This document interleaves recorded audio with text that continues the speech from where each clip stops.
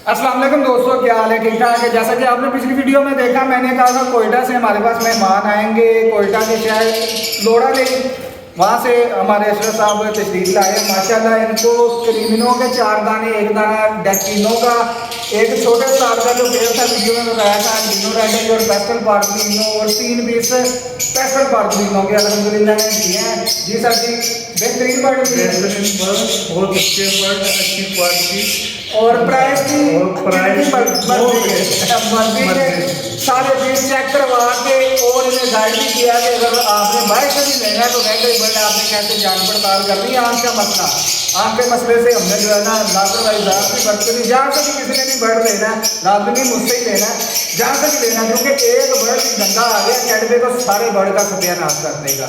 तो दुआ करते हैं अल्लाह पाक इनके जो है ना नसीबों में करे, अच्छी ब्रीड से इन्हें नवाजे। तो ज़्यादा देर मिलते हैं नेक्स्ट ब्लॉग में, इसी तरह की बड़े बड़े की वीडियो लाते रहेंगे आपकी खिदमत में। तब तक के लिए अल्लाह हाफ़िज़।